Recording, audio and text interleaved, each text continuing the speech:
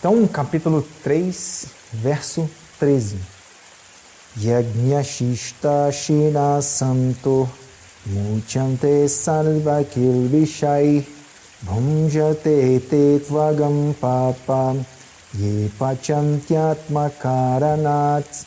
Então, Yajñashishta shina santo, que é santo, santar, quer dizer, aqueles que são os sábios, aqueles que têm claro pensar, aqueles que têm um conhecimento sobre uma ordem cósmica. Essas pessoas, elas se alimentam unicamente daquilo que é o remanescente do ritual, Yajñashishta. Yajñashishta quer dizer aquilo que sobra do ritual. Quando você vai no mercado, você compra cenoura, você compra abacate, você compra abóbora, banana, batata, você pega tudo isso no mercado, isso tem um nome técnico que é chamado de bhoga. Bhoga quer dizer aquilo que não foi oferecido em ritual, aquilo que não foi oferecido em devoção. Então, esses alimentos, eles são reunidos, eles são colocados de frente para um altar, ou então um altar pode ser aqui na sua cabeça, a mentalidade de oferecimento. Você oferece todos esses alimentos. Então, os alimentos, após esse oferecimento, eles não são mais classificados como bhoga. Eles são, então, classificados como prasada. Prasada quer dizer, então, é um alimento que pode ser chamado de espiritual, porque ele foi oferecido para a ordem cósmica, ele foi oferecido para o absoluto, e aquele alimento ele retorna para você após o oferecimento, isento do karma que está nele. Então, essas pessoas santas, essas pessoas são consideradas devotos. Devotos não são aqueles que colocam uma roupa, não são aqueles que raspam a cabeça. Devoto é aquele que tem a capacidade de se devotar através de diferentes ações. Ele tem uma mentalidade de doar, de dar. Então, um devoto é esse que está doando, está oferecendo para poder garantir para ele aquilo que ele necessita para o seu sustento. Então, esses que são santa, eles oferecem, unicamente eles comem, eles ingerem aquilo que é Yajñashishta, aquilo que é o remanescente de um ritual. E aí, com isso, Mutyante Sarva Kilvishai.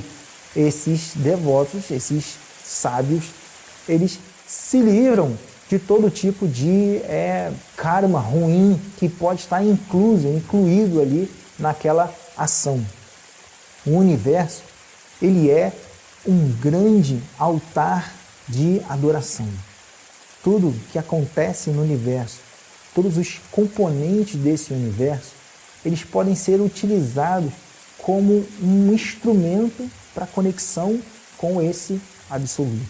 Aqui, Krishna está falando o exemplo da alimentação.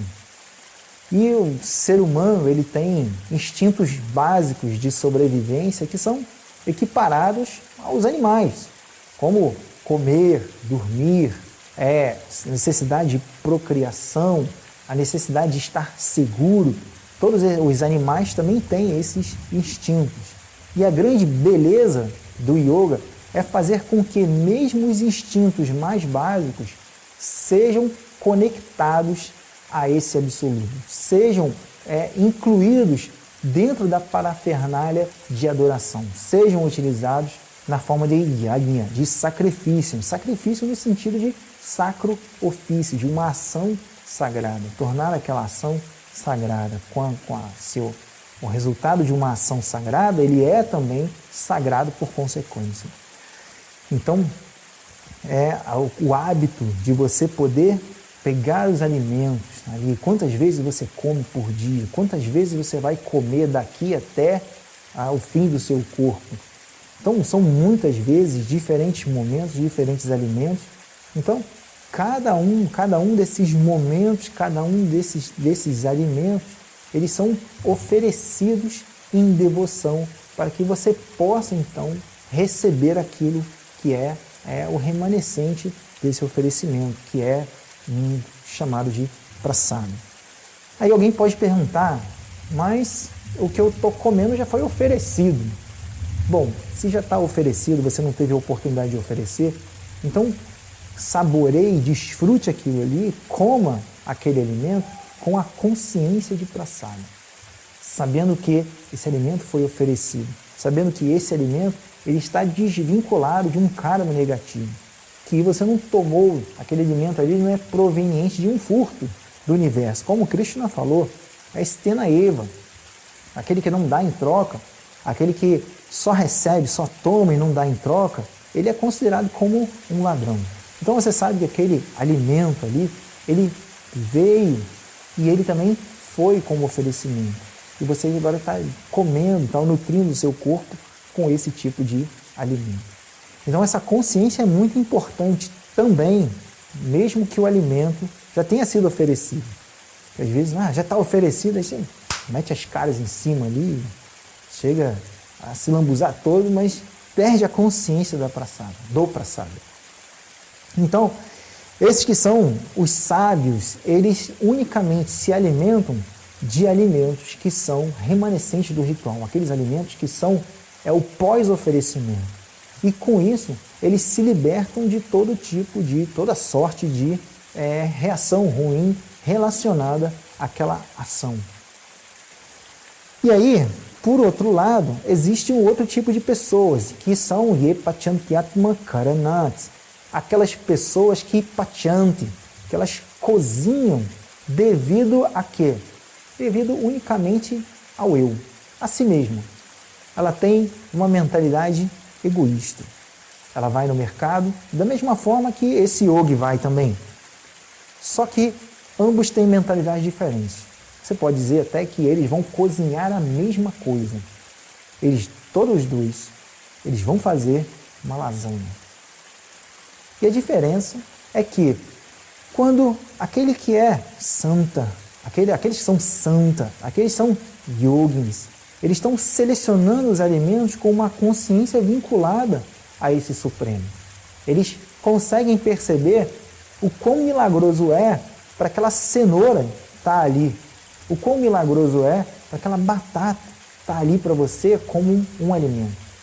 Ao contrário daquele que tem uma mentalidade egoística, que só consegue medir as suas ações pelos impulsos da própria língua.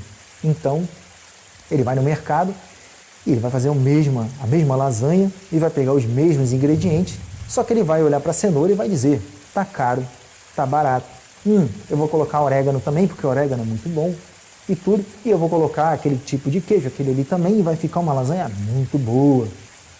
A diferença é que o yogi está indo muito além do seu instinto básico de querer desfrutar uma boa comida. Desfrutar uma boa comida não tem nada de errado.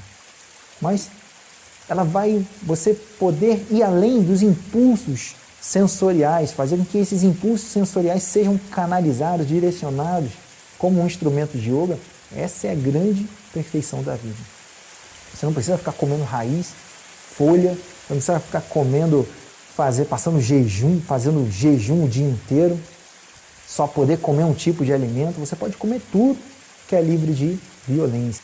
Então, Yepachantyatma Karanat. Existem aquelas pessoas que cozinham devido a si mesmas, ao egoísmo. É o que eu quero comer, o que eu quero comer hoje. Eu quero comer lasanha, eu quero comer isso, eu quero comer aquilo. E uma mentalidade totalmente desvinculada. Então, eles estão tirando do universo, mas não têm a mentalidade de oferecimento, de dar. Eles só tiram. E aí, então, Krishna fala, eles que são classificados como aqueles que têm uma conduta inadequada. Que têm uma conduta inadequada, então, eles desfrutam, eles usufruem, eles obtêm para si unicamente aga quer dizer pecado. Quer dizer que aquilo que vem de uma conduta inadequada é um resultado que é desconfortável para aquele que comete aquela ação inadequada. Então essas pessoas que unicamente desfrutam das coisas da natureza e não tem nenhuma preocupação de onde está vindo a essência disso tudo, tem uma mentalidade desvinculada desse todo, elas vão desfrutar unicamente do alimento, ali, no contato com a sua língua, mas também vão reter para si aquele resíduo da ação que é chamado de karma. E com isso elas se mantêm aprisionadas nesse mundo.